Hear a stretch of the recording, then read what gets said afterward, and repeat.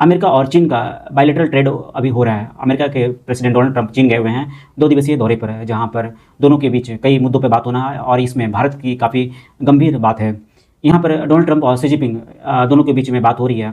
दोनों के देश में टैरिफ को कम करना, व्यापार में टेंशन को कम करना, एक पॉजिटिव मैसेज दिखता हुआ दिख रहा है। शी जिनपिंग जोर दे रहे हैं कि अमेरिका और चीन के बीच प्रतिबंध नहीं बल्कि भागीदारी होना चाहिए, और ट्रंप ने जिनपिंग को व्यक्तिगत सुधार करने की मांग कर रहे हैं और कई मुद्दों पर बातचीत सुलझ चुकी है।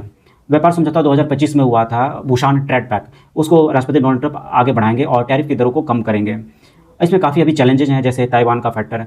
चीन मानता है कि ताइवान एक चीन का ही अंग है और अमेरिका उसे काफ़ी $11 बिलियन का हथियार सप्लाई किया गया है। इससे चीन भड़का हुआ है, लेकिन अमेरिका सोचता है कि ताइवान की सुरक्षा करना भी एक ज़रूरी है। टैरिफ वार, हाल ही में बातचीत हुई थी कि ट्रंप के द्वारा चीनी सामानों पर भारी टैरिफ लग गई थी, 100% से ज़्यादा ऊपर चला गया था टैरिफ। तो इसके जवाब में रेयर अर्थ के एक्सपोर्ट पर बैन कर दिया था, जिसमें इलेक्ट्रल जो व्हीकल होता है ये बनना मुश्किल हो गया था। फिर बाद में टैरिफ को कम किया गया, फिर रेयर अर्थ मटेरियल सप्लाई होना चालू हो गया।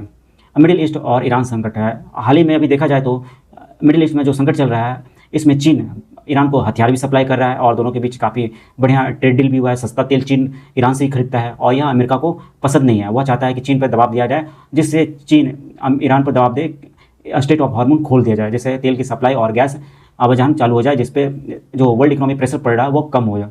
अब यहाँ पर दुनिया सीमित देखा जा रहा है G2 को एक चीन के रूप में उदय होते हुए।